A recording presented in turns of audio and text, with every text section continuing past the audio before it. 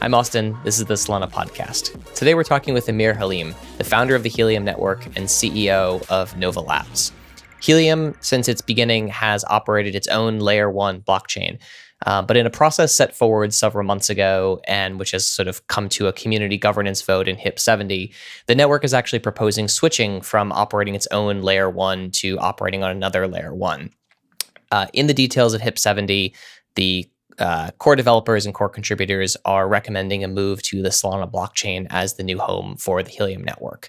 So we're going to talk a bit about that today, some of the history of Helium and how the network sets itself apart from other blockchains, which is pretty interesting because it's based much more heavily on real-world usage and physical hardware as opposed to simply a software abstraction layer. So, Amir, welcome to the Solana podcast. Hi, thanks for having me, Austin. Great to have you here. So let's kind of start at the level set here. Where did the original idea for Helium come from?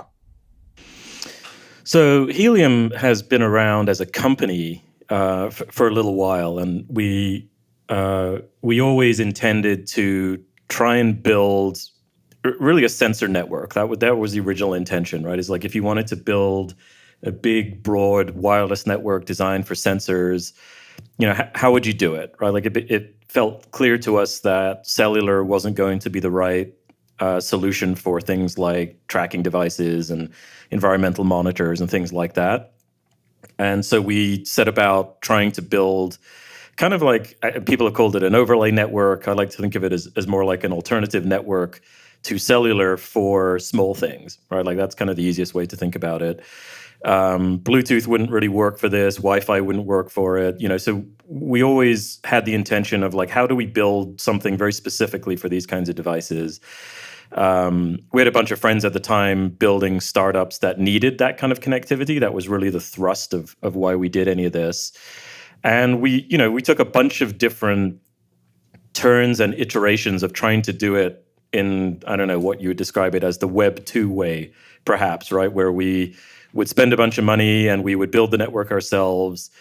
And somewhere along the line, like we just kind of realized that we're just like a poor version of AT&T or something, right? Like we're trying to do things the same way that AT&T would do it or an existing carrier would do it, except we don't have any money relatively, right? And so it wasn't really until 2017, I think, that we started to pay attention to crypto in a more serious way.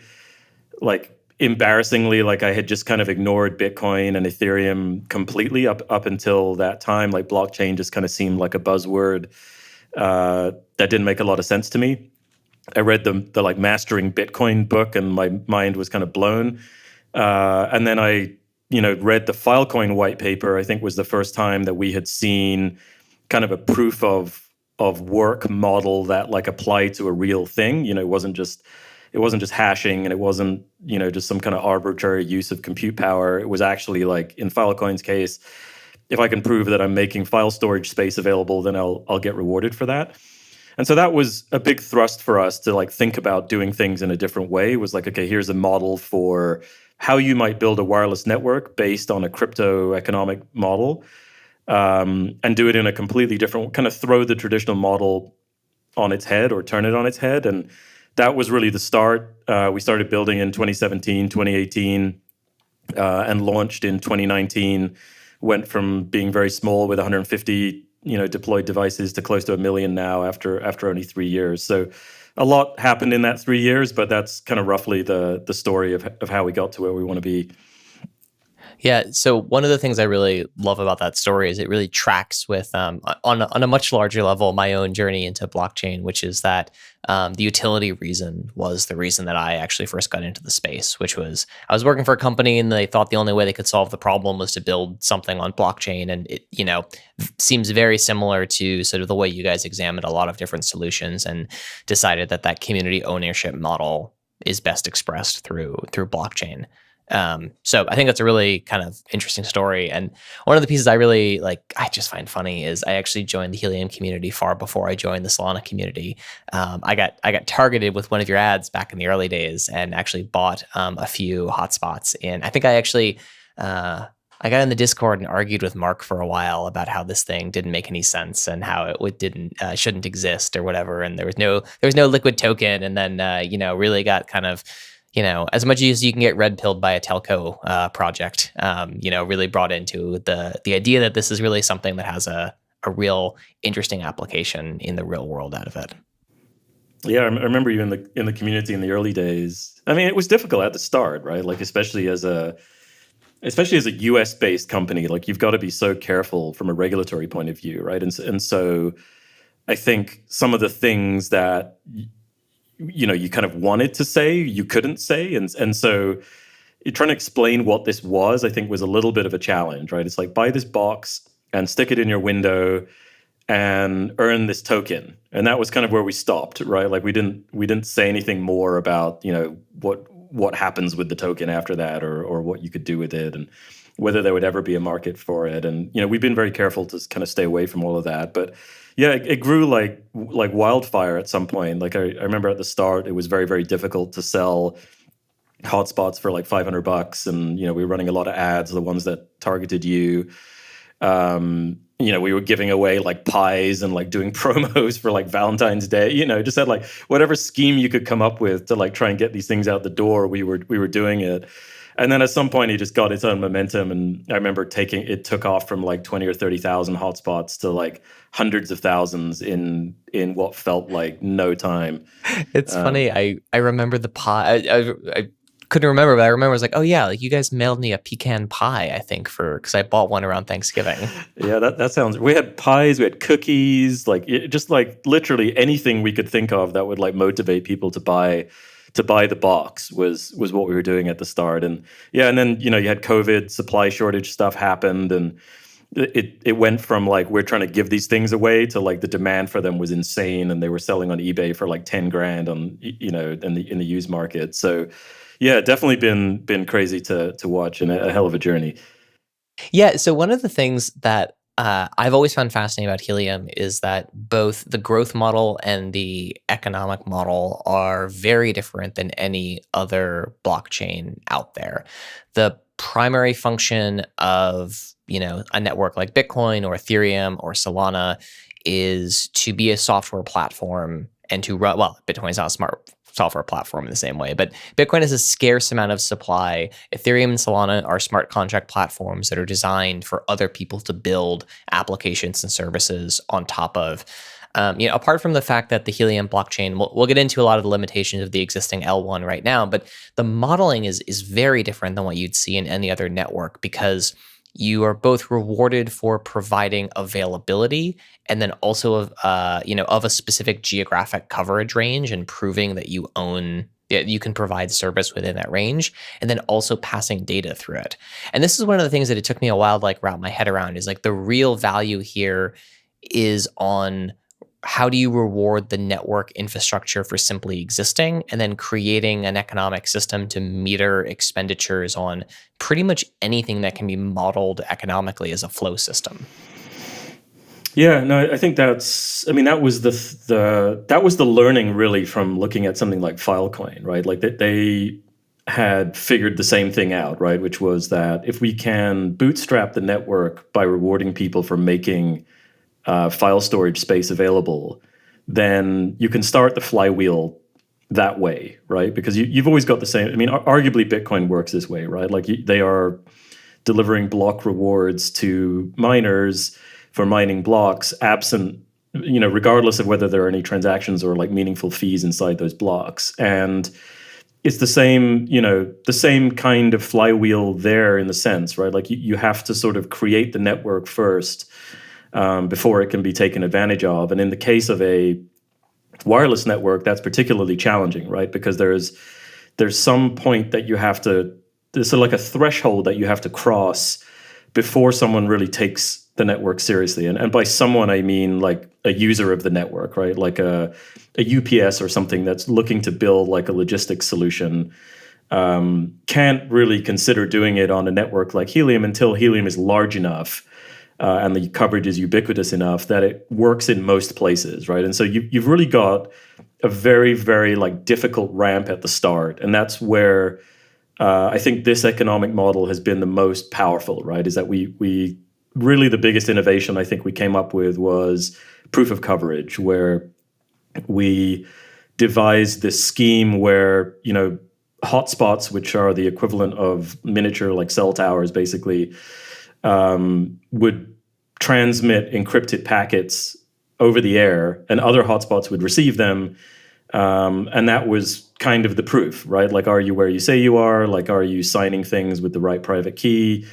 And that was the reward. That's sort of like the Bitcoin mining reward equivalent, right? Is that like if you can prove that you are available to move traffic, then you're going to get some reward for that. And then you're also going to get more reward if you actually move traffic, right? And again, if I were to like continue the Bitcoin analogy, like the miners also get transaction fees for whatever transactions are in their blocks, and it's a similar kind of bootstrapping. And I think that's one of the most powerful effects of crypto, and one of the most interesting parts of using these crypto economic models is that you really get to bootstrap these networks in this completely different way. I think when people have tried to build these community wireless networks in the past, it's been this kind of tit for tat model, right? Where you share your Wi-Fi network and you can use mine. But that's just not that interesting, right? Like I want to make money somewhere. I want to be a telco operator, or I want to be an Airbnb host, or I want to be a cab driver in the Uber model. Like those were the sort of breakthroughs economically. And so I think crypto is a way of just sort of decentralizing and democratizing that same effect. Yeah, it's interesting because with the Filecoin analogy, right, you have a similar idea of like a resource flow system where you reward both for availability and then for actual storage, or in this case, passing data. But you guys added, I'd say two quite difficult components to that. The first is, Filecoin operates primarily in consolidated data centers, right? There's not many people running Filecoin nodes at home because the economics are such that you really need large amounts of storage availability for that network. But there are penalizations on the Helium network if you have the rewards you get in New York City because it's so crowded are lower than the rewards you might get in like a less dense urban environment. So I think that's a really interesting component too, where you also have to account for overlapping coverage is incredibly desirable up to a certain point, at which point then it becomes detrimental and you can't simply reward that system. So it's a much harder system to model than simply data availability, where an infinite number of replicas is infinitely desirable, right? There's obviously a diminishing utility there, but for here it's really different. So it's interesting. Yeah, it's both difficult to model economically, but also challenging to educate, right? Like, because people kind of live wherever they live, right? And you have to sort of explain to people that, hey, like being the 5,001st, hotspot in the greater New York area, not that useful, right? Like there are 5,000 others that are already there, providing network coverage, and the redundancy is just not useful enough yet until there's significant amount of traffic. So it's such a new idea, right? Like to build a telecom network this way, that I think we've learned a ton about what users expect and what they do and how they behave. And there's so much that can still be done. People are like, oh, congrats on all the success, and I'm like, it doesn't feel like we've accomplished anything yet. Like we're in 0.1% of the journey is complete at this point. But yeah, I think our marketing team especially, I think, did a phenomenal job of trying to like explain this in simple terms. And I think that was one of the other things that was important that we did well, was we made crypto mining available to like random everyday people, right? Like you didn't need to be in a data center. You didn't need some crazy like warehouse full of ASICs. Like you literally could just stick this thing on a window ledge and get going. And I think that was also a meaningful innovation. So I want to get into, the reason we're doing this call and podcast today and not, 4 weeks from now, which is the HIP 70 proposal. So let's start maybe with some of the history of Helium actually going forwards and deciding that the right model, at least to bootstrap the network, was to build its own L1, and some of the learnings that you've had along that process that make you think now that the recommendation for the community is to migrate to a different L1? Yeah, so when we started, I mean, it's important for everyone to sort of think about the time frame here. Like when we started building, it was 2017, and Ethereum was really the only smart contract platform that you could even contemplate using at the time. I mean, this is so long ago in crypto terms that Anatoly was interviewing for a job at Helium. What was he interviewing for? I don't remember what the role was, but Solana didn't exist, and he had a white paper in the form of a Google Doc that was for something called Loom, and he had this proof of history idea. So that's where we were, right? Just to like kind of set the landscape. But thankfully, he didn't take the job, and he went and built Solana, which I think was a net positive for everyone. But that's kind of where we were. Is that Ethereum was kind of the thing that you could use. And if it wasn't for Ethereum, you're kind of on your own, right? Like there were some other platforms where you could create a token, I think like Stellar perhaps. And even back then, we were worried that Ethereum would become too expensive. Like we weren't sure how to model the network in a way where the number of transactions was reasonable enough to not cost thousands of dollars a week.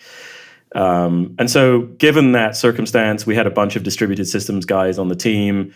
We decided to like build our own blockchain. Like we didn't fork anything. We just, started from scratch. We borrowed where we could. But effectively it is a novel sort of ground up build.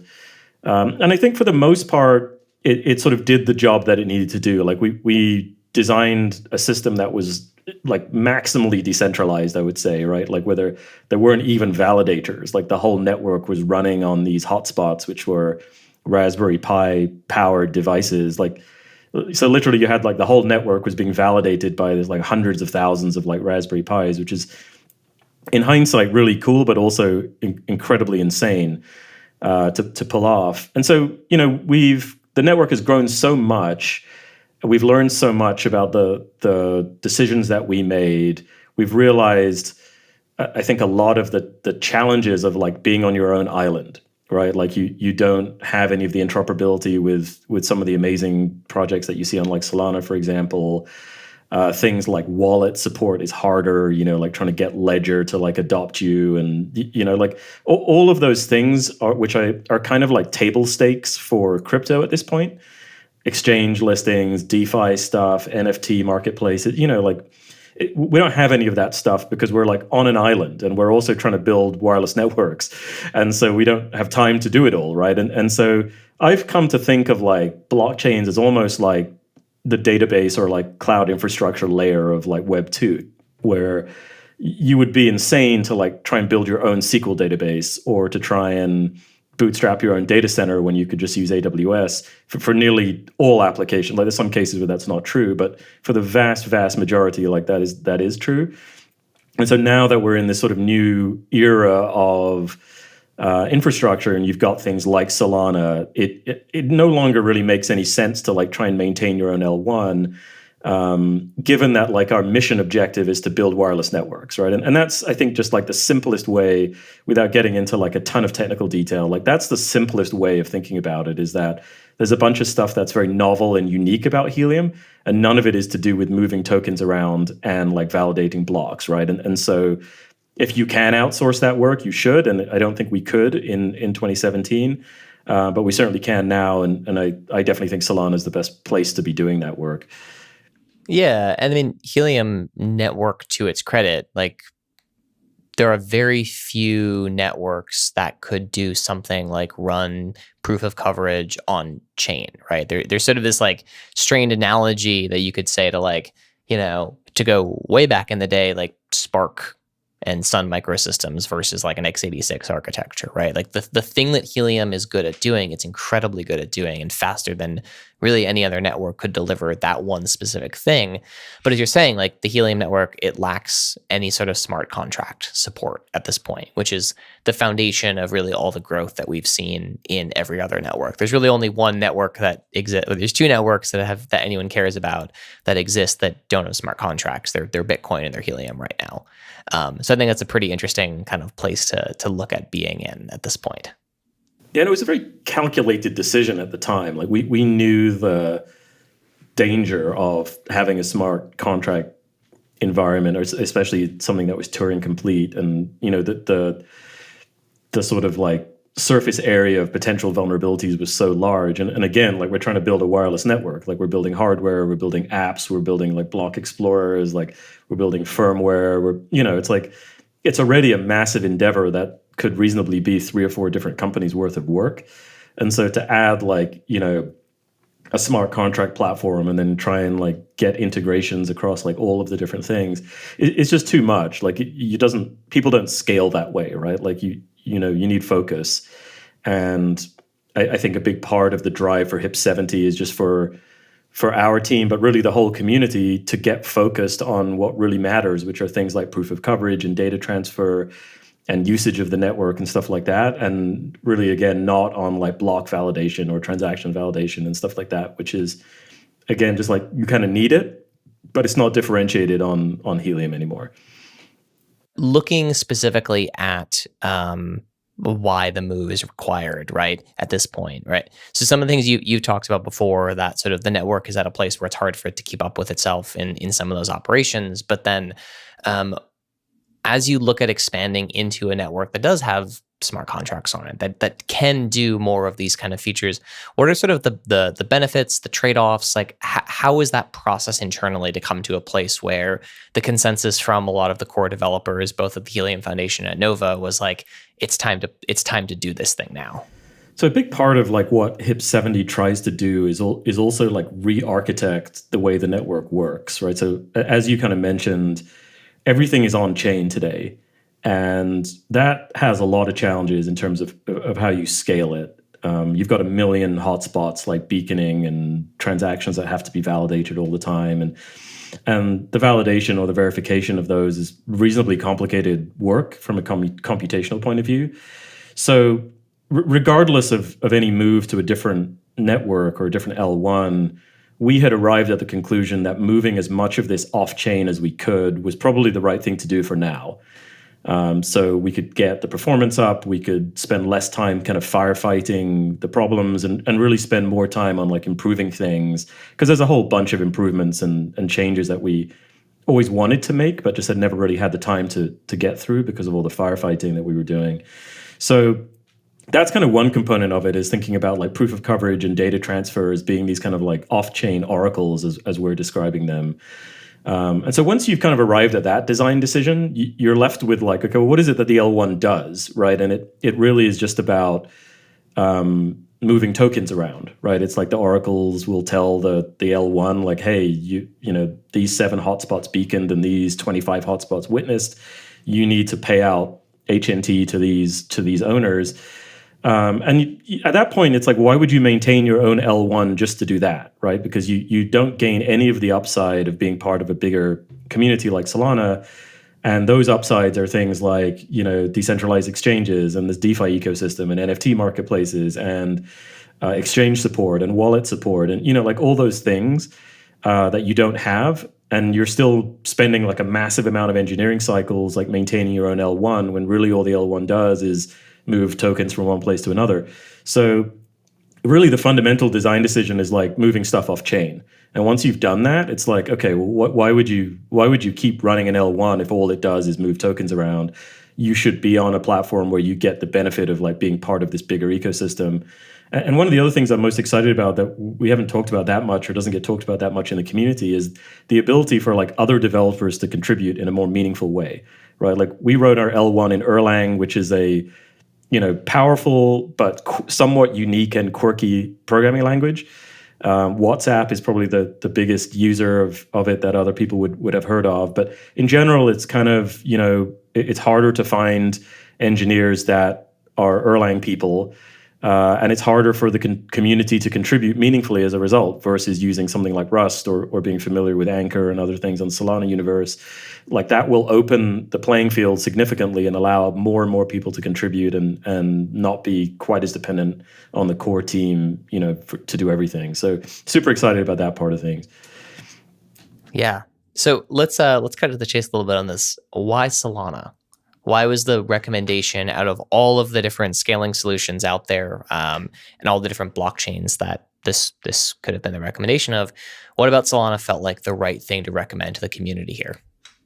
There were a few things, and I know we're still, putting out this sort of matrix of like all the options we looked at and how they stacked up, but I think there were a few like really, really important things. I mean, one was speed. There's something really to be said about the fact that using Solana feels like using a Web 2 app, especially in our environment where the kinds of users are not necessarily like typical of a crypto community. Like we have a lot of people for whom Helium is their first and only like interaction point in crypto. And so having things feel like it isn't on a blockchain is really, really powerful, right? So like when you add a hotspot to the network, it's just there versus, we have to like manage these pending states and stuff like that because our transactions take over a minute.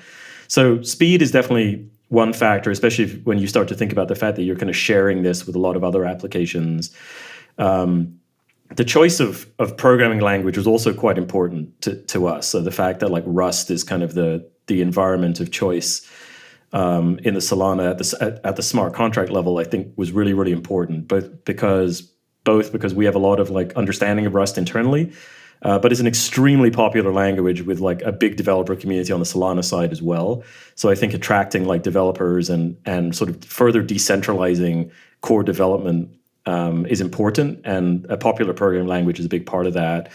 There's other more nuanced things like key compatibility, which don't get talked about much. So both Helium and Solana use the ED25519 curve, and that was doesn't sound like a big deal, but it's hugely important because it means that we can map a Helium address to a Solana address without knowing the private key, which means that we can migrate the whole ledger without the user having to like intervene in any way. And so we were very, very, very afraid of any process that required the user to intervene or to like migrate their key or like do something, because you might end up in this case where like there's orphaned, tokens and like someone's on vacation or, it's like just a nightmare scenario. And so that was a really huge part of it. And strangely, there aren't that many blockchains where that is the native address type.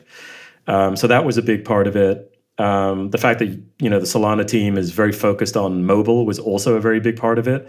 So I think Solana is the only network I've seen that has any ambition specifically around mobile and what to do with phones, with the SMS stack, which I think is going to be interesting. The fact that you guys have a phone, also kind of interesting. Like maybe there's some stuff we could do there where Saga phones are, POC mappers on the 5G network. Like there's all kinds of potential crossover there.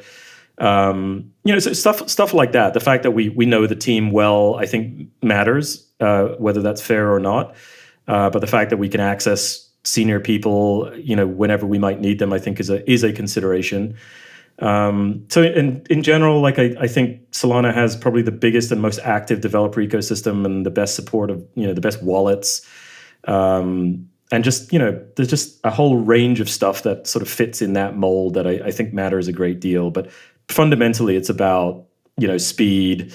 It's about having a scalable or a sane-looking scalability roadmap.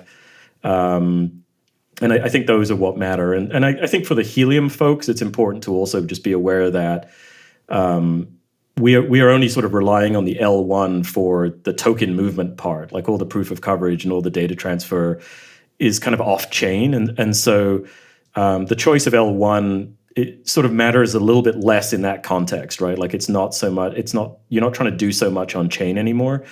So that was also a big part of just thinking through the architecture. But yeah, we've been playing around with Solana now for a long time, and super happy with, like, it still kind of blows my mind how quickly transactions confirm. I just love that. I think people are going to be blown away by it as well. Yeah. So to go to a little bit, as parts of the network move off chain, what does that mean for, like, let's just say I'm a messaging protocol on Solana, and I would like to like, I know a wallet address that is on a phone that has another messaging app set up. If I want to actually transmit a data packet over the network, what would that look like from a composability standpoint? Yeah, I mean, there's going to be, I mean, it's a really interesting question. There's going to be sort of a difference between the physical network, right? So the actual sort of air network, and what ends up being composable like on chain. And those are going to be kind of interesting things to watch. Like we intend to make as much data available on chain as possible without trying to do all the computation there. So any other application that wanted to take advantage of the fact that it was known where a packet was sent, for example, should be able to do that. But they are kind of two different networks. Like one is a physical like air network, and the other is sort of the blockchain network, for want of a better way of describing it. But there should be a lot of ways for existing Solana ecosystem applications to take advantage of the fact that you now have like a location-aware source of data. I'm not sure if there is one on Solana. Maybe STEPN a little bit. I'm not sure exactly how that works, but and certainly there's a way for STEPN users to also be POC like participants on Helium. Like, why not, right? They're already out there doing stuff. So there's all sorts of potential there. And I think part of what excites me about platforms is you don't exactly know what people are going to do with it. You just sort of give them the tools and they just kind of go off and build whatever they need. So I'm excited for that, just like sort of opening up the creativity and allowing people to like build stuff that we don't have to be prescriptive about, I think is a big deal.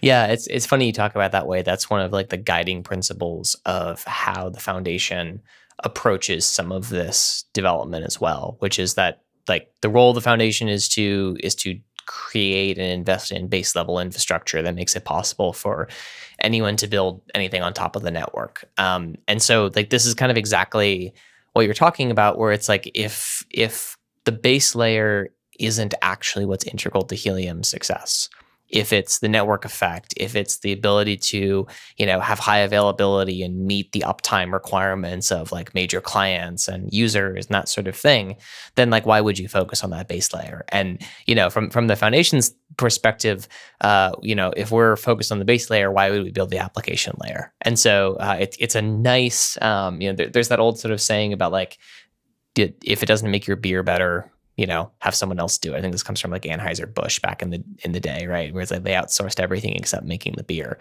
And that's sort of that process here of like, as much as you can strip away of what's required to focus on making Helium the best networks it can be, why wouldn't you do that? Yeah.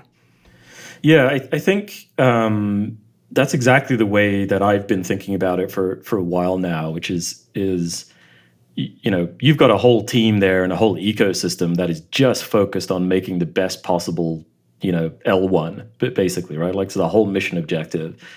And there's so much for us as a team, but also as the Helium community to do on the Helium side, that being able to just focus on that is just going to be like a gigantic weight off our shoulders. Like, if I had to guess, we probably spend 60-70% of our engineering time on L1 related things. Like it may be even more than that, honestly. And so if you think about it that way, like you sort of reclaim like 70 or 80% or whatever the number is of your engineering brain power to be able to spend on things like proof of coverage and reliable data transfer.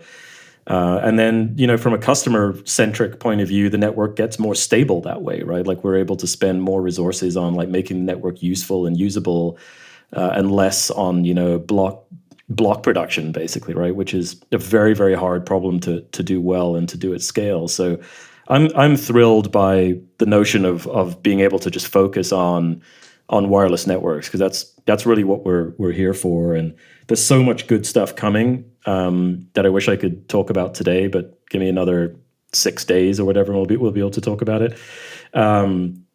That makes it make even more sense in that kind of context. Yeah, totally. So when you're looking at things that like users can expect changes for here, I mean, part of it is in some ways not much, right? If you're talking about address compatibility, one day, if this HIP passes, users will simply have their HNT represented, or IoT or mobile represented as an SPL token on Solana, as opposed to being a token on the Erlang L1. But apart from that, there's a validator network that's currently maintained on the IoT side of things. That's not necessarily needed anymore. So there's a whole bunch of internal Helium community changes that are also related to this sort of thing. But one thing I guess I haven't heard talked about much is the rewards that validators are getting. What actually happens to them in HIP 70 once it passes? Yeah, today it's 6.85%, I think, of all the HNT that gets created is going to validators today. And they get paid that to effectively run the infrastructure and secure the network. In this model, because we are kind of moving to be an L2, and you already have Solana validators at the L1, we no longer need to dedicate 6.8% of the HNT inflation to securing the network anymore, right? So that's 6.85%, which I think is around 2 million HNT a year at the current emissions rate, is now back in the pool, right? It's back in the pool that goes to hotspot operators, for example, right? So that's another 2 million HNT going back into that universe, which is a huge win. You're right, there's not that many people talking about that part of it. But using that HNT to pay for security is necessary in the current system and unnecessary in the new design.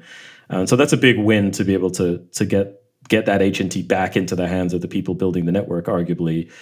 And then from a user point of view, as you pointed out, I mean, most users on Helium today are using our wallet app because it's kind of the only one that I think people trust. And one day you're just going to open it and you'll still see your HNT balance. It will just be on Solana instead of on Helium's L1. You probably won't even notice, except for the fact that your address looks different. But you'll still have your same 12 or 24 words. Your balance will still be the same. Nothing really will change from that point of view, except the fact that you can now send that HNT to your Phantom wallet, or you can send it to a Serum exchange, or you can do whatever you want with it, really, within the Solana ecosystem. But it shouldn't feel like anything's happened other than everything's faster. Yeah, well, it's funny because there's no DeFi on Helium at this moment. So this entire world of yield farming and vaults products and being able to take out loans against a Helium balance just doesn't really exist nowadays in that ecosystem. And small things too, like when the validators were launched, it's a hard 10,000 token delegation, and there's no ability to delegate stake to another validator like there is in most other networks. And so a lot of these pieces seem like they make a lot more sense once the transition takes place, and you're able to kind of take these things that were important infrastructural developments, but sort of set them aside as saying they've served their purpose, the network's going into its next phase. We can set aside some of this stuff, reclaim some of those rewards for node operators, and kind of keep the process going. At the same time, there's an acquisition of FreedomFi that took place as well.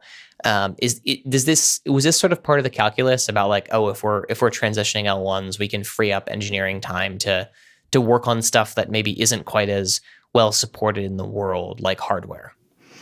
Yeah, a little bit. I mean, Helium had spent a lot of time in the IoT universe, so we're pretty well acquainted with that world. We understood all the technology, all the hardware, all the protocols.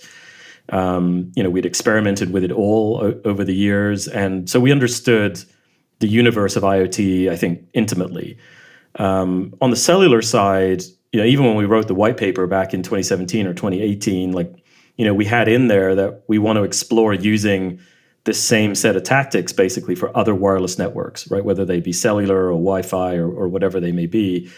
And again, just like the sort of L1 landscape has evolved over time, the cellular landscape has probably evolved the most significantly over time, specifically because you've got access to something called CBRS, which is the Citizens Band Radio Service. It's an unlicensed block of spectrum that the FCC made available a few years ago that makes it possible for people like us to run a cellular network in an unlicensed band.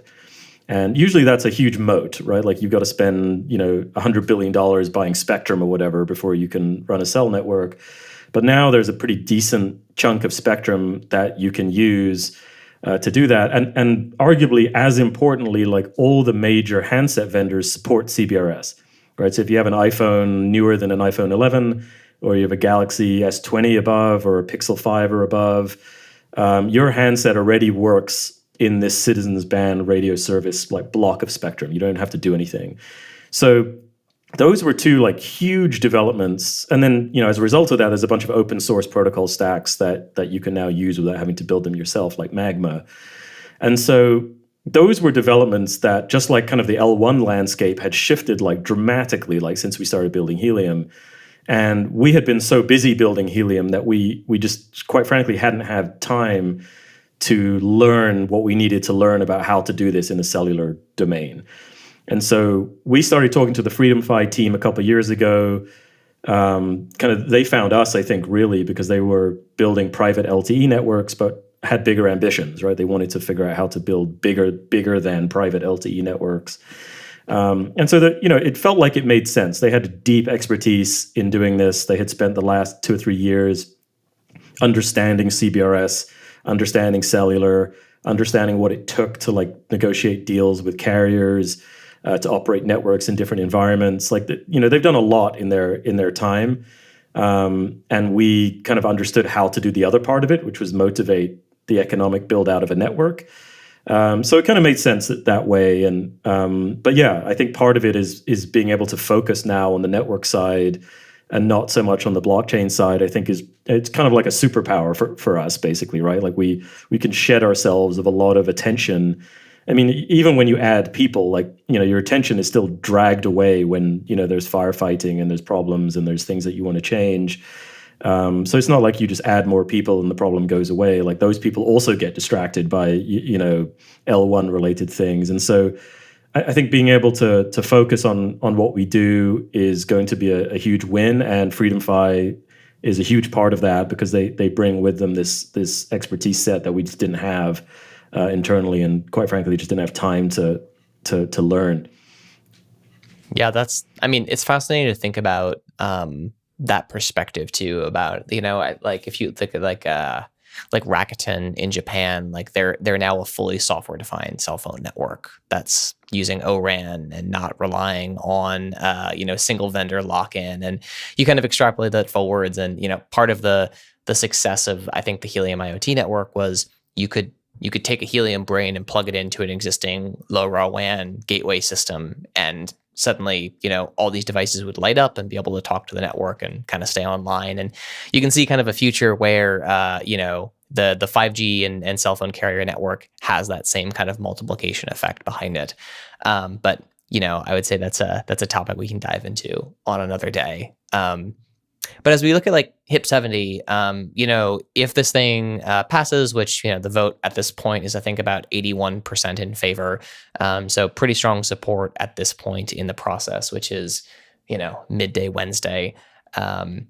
What does that actual implementation and migration process looks like? Is this just like a Ethereum merge process? We'll see it take 3 or 4 years to really come to fruition, or are we talking about a much more quick process here? I mean, I would love to try and get it done by the end of the year. It's a lot quicker than 3 or 4 years.